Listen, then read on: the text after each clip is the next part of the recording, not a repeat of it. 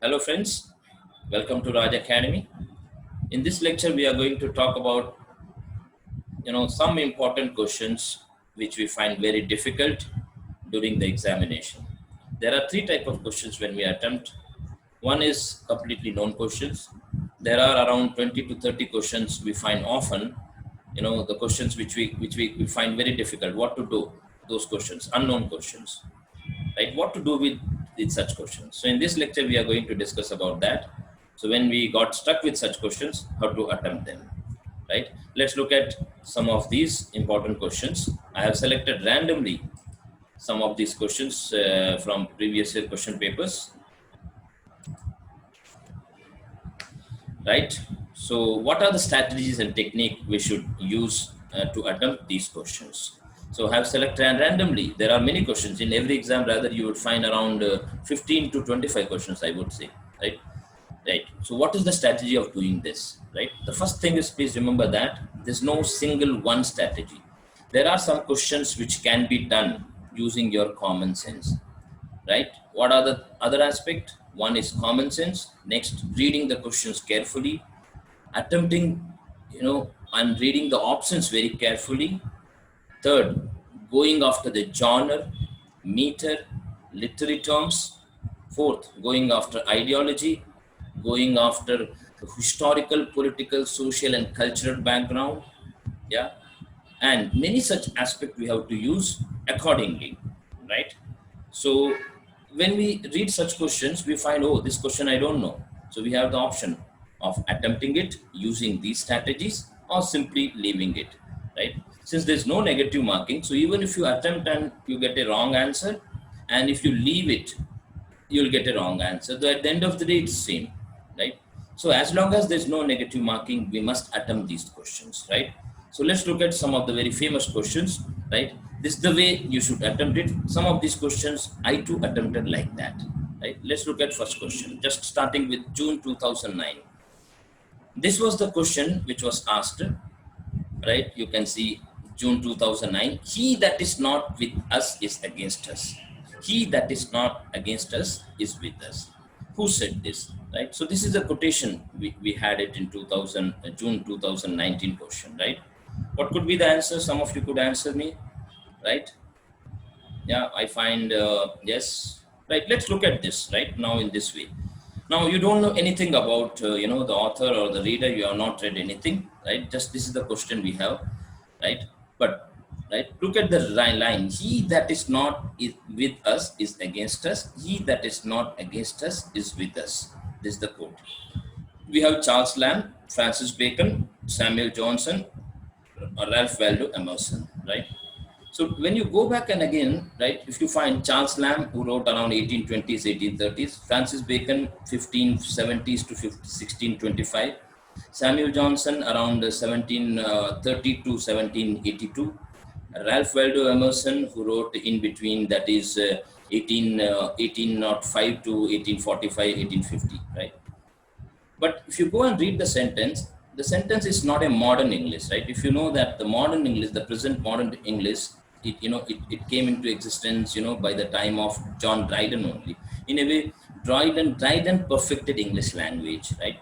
And of course, before that also the modern English was used since the time of, since 1550s. Okay, Elizabethan writers they used, but Elizabethan writers had a passion for archaic terms, right? But the modern English developed around 1660s, or with the 1700. So if you look at Charles Lamb, Samuel Johnson, and Emerson, all of them were modern writers. You won't find the term like the word. Look at the phrase he that is not with us, right? Look at the archaic usage of the term that. Got it? And with this, we could guess, oh, it's an archaic usage. It must have been before 1660 or before 1700. And so the only author we have, who wrote before that was Francis Bacon. That's it. This is the way you should attempt. Now, you don't know anything about, you have not read any essay of Charles Lamb. Even if you have read, you have forgotten everything. You don't know anything about Charles Lamb or Samuel Johnson or Ralph Waldo Emerson. But still, you are able to do it. Yeah, that's the way we should approach. Got it? That is the way we should approach this question, right? Let's look at question number 2. Who among the following is not a diasporic writer, right? This to June, January 2017 question, right? Now, basically, we know that as a student of English literature, we all of you might be knowing diasporic writers. Who are diasporic writers? Basically, diasporic writers are, those who, diasporic writers are those who are writers, or the activists are those who are originally, removed or sent away or emigrated, right? Or dispersed, or dispossessed of their land, property, etc., from their native language, native place, right? And usually, we talk about, when we say that, usually we go back to, we think of Jews, right? But in modern context, diasporic writer could be even a person who is traveled to other country, right? And who could write, about his country or the problems and difficulties of his people, right? In that emigrated country, etc., like that, right? And in that sense, English writers cannot be diasporic, right? So either African writers, Asian writers, Caribbeans, all of them could be diasporic. For example, we have Bangladeshi diasporic writer in UK and England. We have Chinese diasporic writer in US. We have Indians, right? Many Indians living in US and UK, right? Where they talk about the colonial problem. They talk about the problems of Indians in India, problems of Indians in US or in England, right? Whether first generation or second generation, right? Or any type, right? In that sense. So if you look at the options, right? Just going with the name, right? Very easily you can remove. For example, look at the names are Berlin Bainbridge, Timothy Moore, Hanif Qureshi, Sam Sullivan. These are writers, and assuming that you don't know anything about these writers, but at least you must have the information, that this information about diasporic writer. Hanif Qureshi the name suggests, is a Muslim, right? Definitely, he must be diasporic. Timothy Moore, right? Look at the word Mo, right? You don't know anything about that, but who are the people, those who keep their names like Mo, Cho, Ko, right? I hope you know that. Chinese. So Chinese must be diasporic. Sam Selvan. Same way Selvan. Selvan is not an English word. Sam Selvan, something Caribbean, something Sri Lankan rather, it suggests. Yeah, definitely not British. So out of these four names, there's only one name very clearly says that it's a British name. English name is Berlin Bainbridge, right? So with this just assessment of with this name, we are able to conclude that not diasporic writer, who is not a diasporic, is the first one. The all other three are diasporic writers. Next, July 2016. Look at T.S. Eliot found spiritual support in, right? It's a very simple question. And T.S. Eliot is like a giant, right? Okay, so the question is, it's a very vague question in a way. T.S. Eliot found spiritual support in what, right? But when we read T.S. Eliot, invariably, our mind, you must be thinking of his very famous poem, The Wasteland, got it? And when we think of wasteland, and rather those who prepared this question, they wanted you to get confused. You must be thinking of wasteland, you must be thinking of Hinduism, right? The last famous lines of the poem, right? Data, the Damaya, right? Shanti Shanti, all those famous lines. Or the book 3 or 4, right? There is a reference of Buddhism, right? Okay, the fire sermon chapter, or Judaism, right? You might be thinking like that, got it? But please remember that the question is not on Eliot's work. The question is on T.S. Eliot as a person, right? And for that matter, just go back to the biographical details of Eliot. Remember that Eliot sometime converted to Christianity around 1929. That is, he became Anglican, from Roman Catholic. And another important book, at the time he wrote a very famous poem, The Journey of the Magi, right? And by 1935, he wrote the very famous poem, famous drama, The Murder in the Cathedral, when he was asked to write. So in this sense, already we have discussed, we know that Eliot was a religious man. He was not an atheist, right? Got it? And one is this, with this we can conclude that he had support in it, he had complete faith in Christianity. Next, we should not go to Eliot's poetry. Please remember that Eliot's concept, Eliot's idea of poetry. Poetry is not a place for, personal emotions. Got it? It's not a place where one expresses one's personality. So Eliot always advocated impersonality of, impersonal aspect of poetry. So in a way, we should not confuse Eliot's poetry Yeah, whether it's the love song of J. Alfred Prufrock or the poem like Wasteland with that of Eliot. Please remember the narrator of the poem Love Song of J. Alfred Prufrock is Alfred Prufrock, and the narrator of Wasteland is Tiresias. They are not Eliot. They don't represent Eliot's ideas. Got it? Okay, so we should not confuse Eliot's. We could say that, oh, Eliot expresses so and like that, but please remember that those could be the rambling ideas of Eliot, which he expresses through those personalities, those narrators, right, those who narrate those poems. But here the question is on Eliot as a person, right? That is the aspect you should keep in mind. Next, in an essay on dramatic poesy, to whom does Dryden refer with the phrase, "He needed not the spectacle of books to read nature"? Right? This is a very famous line which Dryden says, right? And we know that the title is, that it is taken from an essay on dramatic poesy, right? And look at the phrase. He says, "He need not the spectacle of books to read." And the options are Ben Jonson, Ovid, William Shakespeare, Geoffrey Chaucer, right? So these are the options we have. Now, all of you must have read in the essay on an essay on dramatic poesy, but even if you have not read, now how to go about and how to find out the answers. Yeah. Now look at, you have to go back to the first thing is, it's a dramatic poesy. The very title says that dramatic poesy. So it's a, Dryden talks about the dramatic poems, poetry written in this, written by dramatic poetry, right? And when we think that dramatic poets, who are the dramatists here, right? We have Ben Jonson and William Shakespeare. Ovid was not a dramatist. Geoffrey Chaucer did not write drama. He wrote poetry. So here itself, we can eliminate option, Ovid and Geoffrey Chaucer. Now the two options, Ben Jonson and William Shakespeare. Use your common sense. He uses the phrase that this man did not need any spectacles of books to describe nature. He did not need to read nature to describe nature. Yeah. Such great line, such bombastic line he expresses, and you compare Ben Jonson and Shakespeare. Use your common sense. Who was the greatest one, whether Ben Jonson or Shakespeare? So it must be Shakespeare, right? So with this common general, assessment and using common sense, you are able to arrive at this answer. Next one, August 2016, we had this question. Which novel did James Joyce call English Ulysses, right? We know the English, basically Ulysses, right? Tennyson's poem Ulysses, and of course Homer's Iliad and Odyssey, right? And when we talk about that, invariably, we think of it as a voyage, journey, right? That is the most important aspect that you should keep in mind. Now look at the three options, and using your common sense, we can find out in which novel you had a long journey, right? Clarissa is a neoclassical novel, right? Okay, right? Please remember that they've given the option of Clarita just to confuse you, because Clarissa was written around 1742. At the time, lot of travelogues were written by Richardson, by, many other travelogue, for example, novels, in a way, almost novels like Robinson Crusoe, Gulliver's Travels, and many other works emerged at that time, Tom Jones, Pamela, right? Life and Times of Tristan Shandy, all of these emerged between 1719 to 1760, right? So one is Clarissa. Vanity Fair. Vanity Fair is a Victorian novel, got it?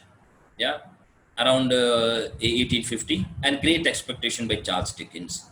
So if we go with Ulysses and Journey, it must be Robinson Crusoe, right? Robinson Crusoe, written in 1719, yeah?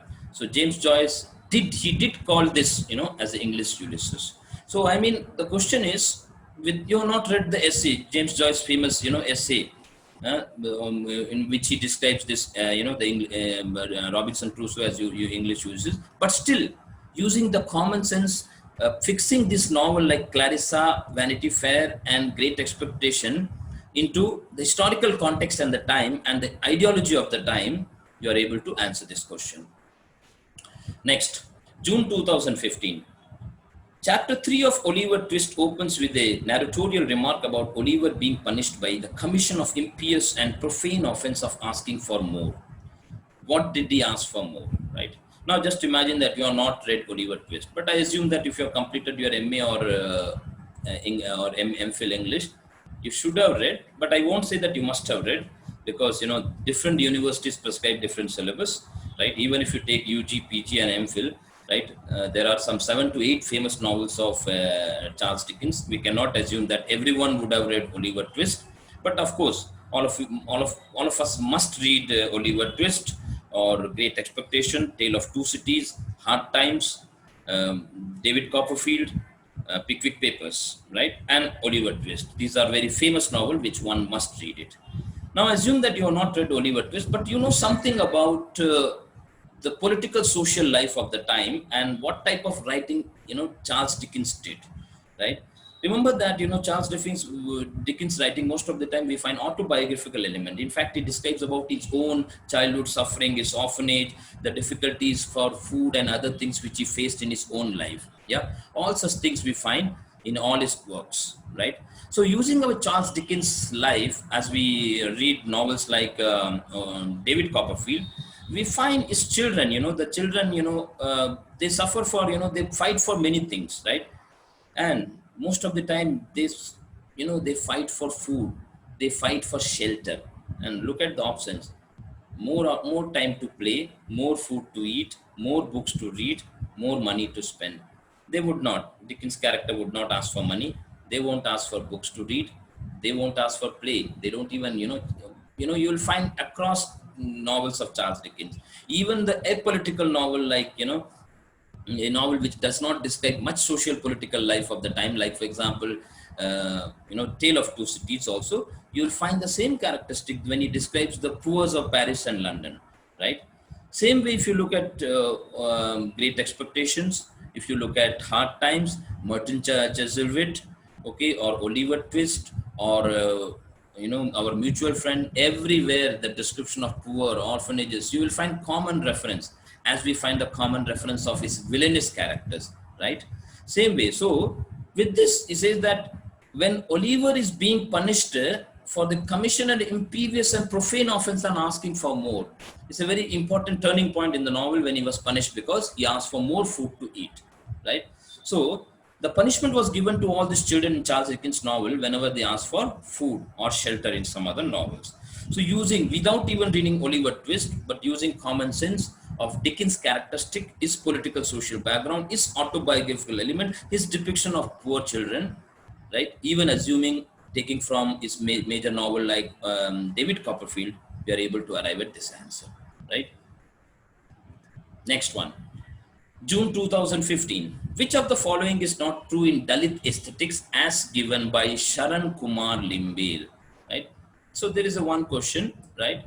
It was in 2015. Just imagine that, first of all, the first thing what we have to, when we read such question, we should not get scared. Many times people get scared. They find, for the first option, what comes to our mind? Sharan Kumar Limbel, I don't know about him, right?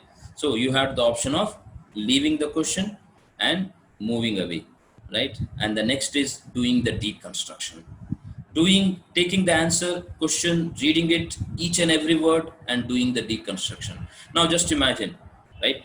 So you have to do like that. Now you read the question. He says that Dalit aesthetic, okay, Dalit aesthetic aspect and description about it was done by Sharan Kumar Limbel. So the question is, which is not true?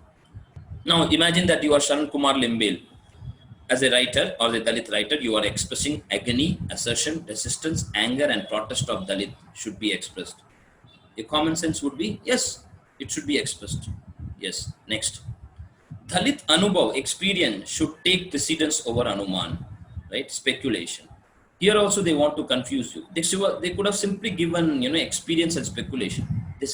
But they put this Anuman and Anubhav, experience, Hindi word, so that you get stuck with this. So don't get stuck by that, the Hindi words. Rather go with experience and speculations. They might have quoted because original text he might have expressed that, right? If you read his work, you will find. So this is also a common sense and good answer. Yes, one's experience should be expressed more than one's speculations. Third, sympathy for the Dalits should be generated, right? And the fourth is ungrammatical language. We might get confused by reading this. Ungrammatical language, we are stuck with the grammatical aspect of language. We say, how can an author use ungrammatical language? Remember that there is no such thing like completely grammatical language, right? In postmodern world, post-truth world, all these are questioned today. Postmodern works, questions this aspect. right? There's nothing ungrammatical in today's modern American English to, all these kind of writings have been accepted. Next, different forms of standard norms of expression should be used, but second forms look somewhat common sense, right? The option is 3. Look at sympathy for the Dalit should be generated. This option is the very nonsensical option. Remember that no writer, no author, no one would say that you should, create sympathy, or he or she would desire for sympathy, right? Whether it's a Dalit or any context, right? This, no one would, require the other person to generate sympathy through writings, right? So in that sense, one is good, one is very good answer, 2 is also very good answer, and 4 is also a very good answer. So all 1, 2, and 4 could be correct, but which is not true is sympathy for the Dalit should be generated. Yeah, so very using our common sense and assuming that a writer, a writer as great as like Saran Kumar Limbel would not, or a critic like him would not want his readers to, show sympathy for him, or he would not ask writers to generate sympathy for Dalits. Definitely, they would not. December 2012. Which among the following is a place through which John Bunyan Christian does not pass, right? Now, assuming that all of you must have read John Bunyan's Pilgrim's Progress, even if you have not read, but we must know that John Bunyan's Pilgrim's Progress is a allegorical work. And how allegorical work, different kind of allegorical settings, difficult characters, difficulties, situation, places we go through. This is the general common information. Even if you have read just UG, we might know, because we must have read Every Man and such, a place. Got it? So in allegorical plays, places and characters have allegorical names. Yeah. Look at the option first. Slot of despond. Look at slot, laziness. Right? It's a abstract characteristic. Mount Helicon, second option. Third, valley of humiliation. Look at humiliation. And fourth one, Vanity Fair, right? Pride, vanity, right? So out of 4 options, only one option is a real mountain actually, Mount Helicon. So, right? So John Bunyan's Christian passes through all the 3: Slot of Despond, Valley of Humiliation, Vanity Fair. He must have passed through. We have not read the work, but still we should guess, oh, these are allegorical names, right? Abstract characteristic, but one is not abstract characteristic, right? There cannot be a real mountain. So using this common sense, you can attempt this answer. Next, according to Matthew or not, touchstones help us test truth and seriousness that constitute the best poetry. What are the touchstones, right? I hope this is a very typical question. Actually, this should not come under this guesswork question, I would say, but still there are people, those who find very difficult, right? Those who have not read study of poetry, they will find it very difficult also, because the words are like that. But just assuming that you have not read the essay, right? But he says that Matthew Arnold says that there are touchstones which test truth and seriousness that constitute the best poetry, right? So the option, you have to read the option question very carefully. Now go back to the options. The purple passages of lyric poetry, right? Now imagine Matthew Arnold talks about this, and the line is purple passages. It is something nonsensical. But what is purple passages? There are no such thing like purple passages, right? Here itself you can refuse it. No, it's not a common sense. It's not a correct answer. Next, passages from ancient poets. Again, ancient poets, very abstract term. Who are ancient poets? But at the same time, passage, it does not sync with the option. It should be stanzas from specific poets, right? So the option is very oblique.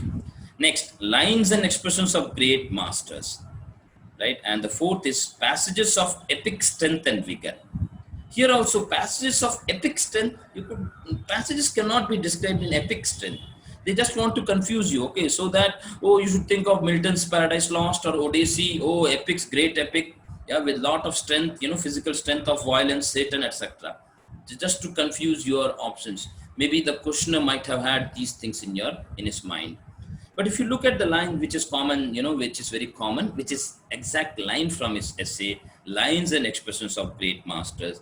And great masters, I hope you know that when referred to poetry or novel or drama, or for that matter, even painting, it referred to all those grand, the great classical writers. So here he was referring to Milton, Shakespeare, Homer, yeah, Dante, and all these great writers. So he says that take the great writers and their passages, take it and use it as a touchstone to find out the greatness and seriousness and truthness in the poetry. Yeah. So in a way, he advocates comparative methodology.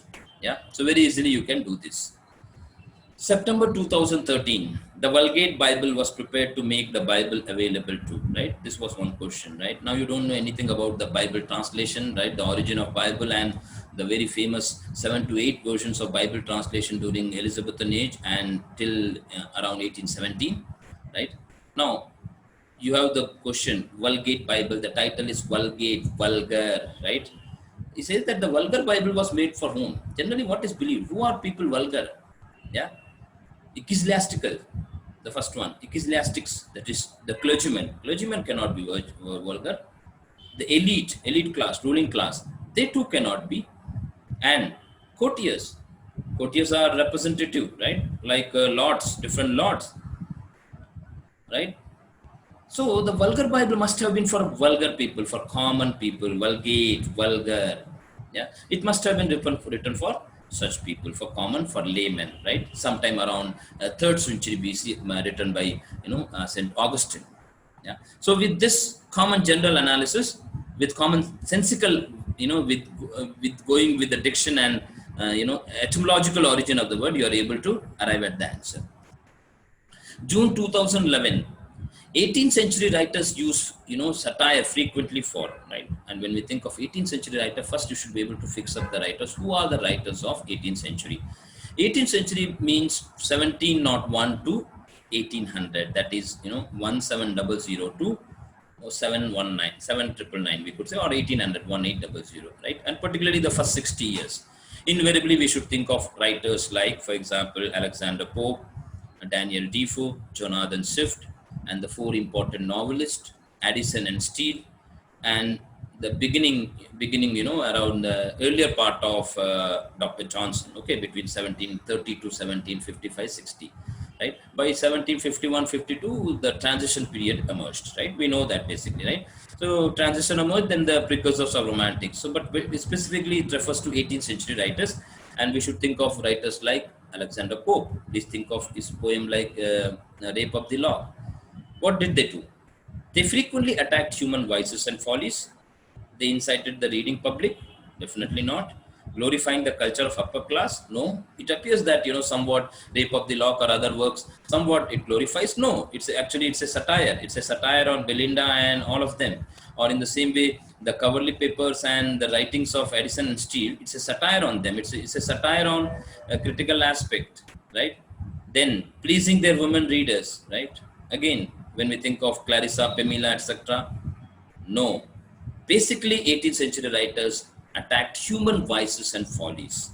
Yeah, right. This is the characteristic we find in all their writing. So you have to collectively think of all the writers of the period, right? Whether you think of Daniel Defoe's work, or whether you think of Alexander Pope, or Richardson, or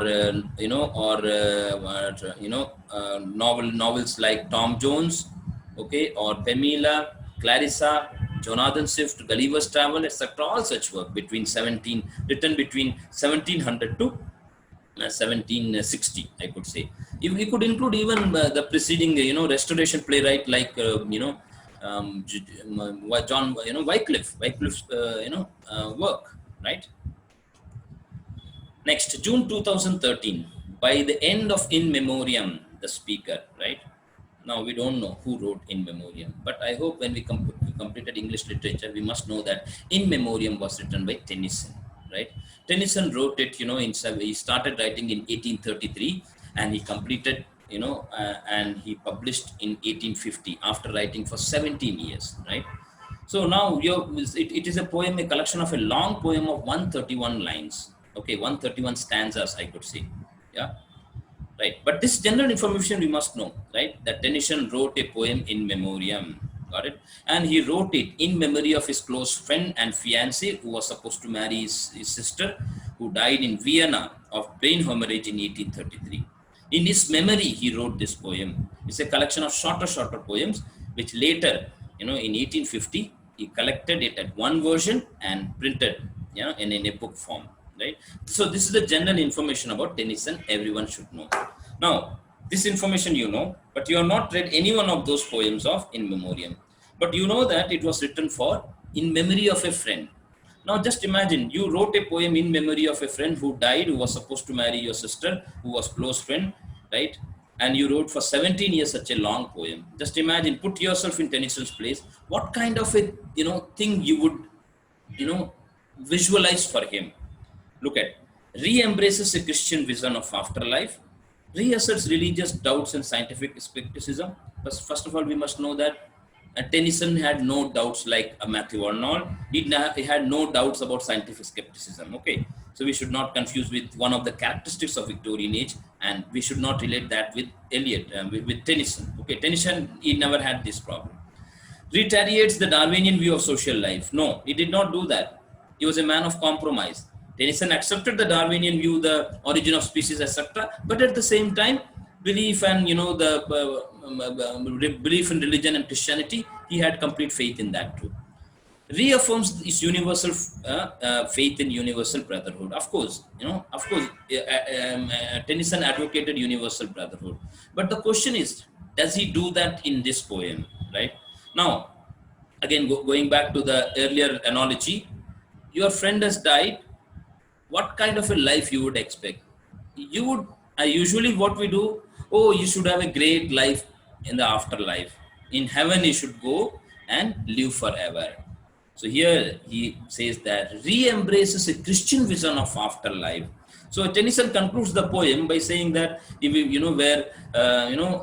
his friend Arthur Henry Hallam almost goes and lives, gets a rebirth in heaven and marries his sister, and they live happily. That kind of a vision, afterlife vision, which he proclaims. So assuming that, what we would assume when someone dies, oh, you should have a great life in the next life in heaven, right? This is the common assumption, and Victorians they had. Maybe in 20th century you may not have, but assume, put yourself in Victorian's idea and in Tennyson's perspective and answer this question. That's it. Next one, June 2013. What did Henry James describe as loose baggy monster? Right now, Henry James described in one of his very famous work, right? He describes something as loose, baggy monster. You have not read the work, right? Now he says novels are there, Spaniards are there, epic poems are there, trousers are there. Just to confuse you, they given the option of loose, baggy monster. Oh, loose. Oh, we wear loose pants, baggy pants, right? You might be tempted. Oh, he must be talking about his trousers, right?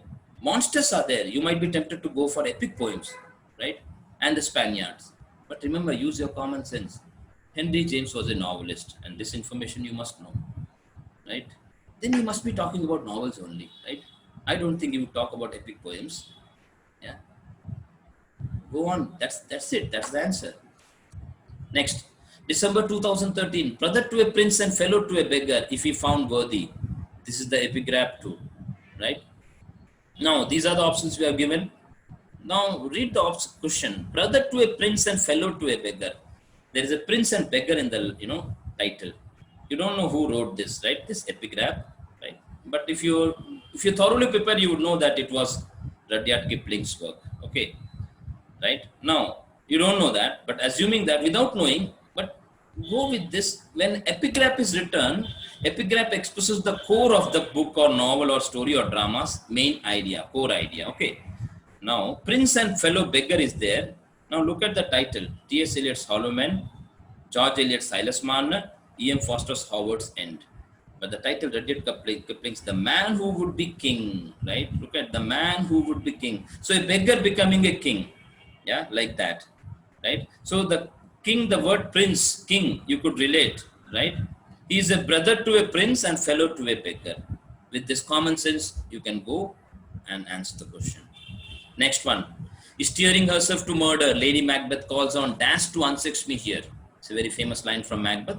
If you have studied Macbeth in detail, we definitely would be able to do that, right? If you are not read, just use your common sense and answer this question, right? Choose the right option to fill answer. Answers are God, spirits of hell, angels of heaven, no one in particular. Yeah. Lady Macbeth says, please unsex me, change my sex, right?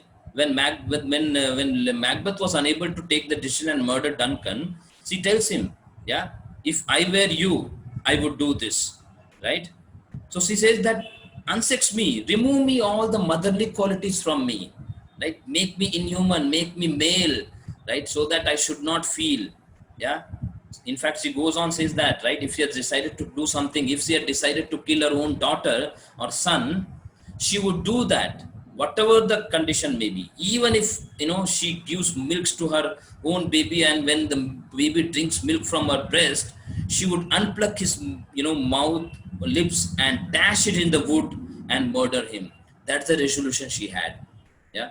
Now she wants some spirit to come and unsex me. Unsexing it, changing the sex. Of course, in 20th century, unsexing is done by doctors, right? But during at the time, this kind of activities done by who could do that? God? Angels? Definitely not. Spirits of hell. It must be the work of devil, right? Spirits of hell. So he invites spirits of hell, Satan, to come and unsex me, remove all the motherly feeling. So using common sense, right, even without remembering the lines, exact line of Lady Macbeth, we are able to arrive at this answer, right? So dear friends, we'll conclude with this. There are a lot of questions. Okay, there are more than 150 questions to tell you, right? I am able to do only 10 questions, right? But in our regular classroom, we do many questions. Every exam, you will find 10 to 15 or 20 questions, I would say, which we should not miss. Okay, we must attempt them. We might not have read about that work exactly directly, we might not have, but our overall understanding of literature, political, social life, historical context, ideology, biographical details, genres, meters, sometimes common sense, sometimes the basic common sense of reading the question carefully, reading the options carefully, right? And eliminating the options will help us in guessing and doing these questions very easily, right? So these are the strategies we must use you. But at the same time, now you must imagine, right, to do one question, it took me so many times, almost it would take 3 to 4 5 minutes. So we must know when to attempt such questions, whether at the beginning of the examination, middle of the examination, or end of the examination. About that, we'll talk sometime later in another class, right? Thank you. All the best.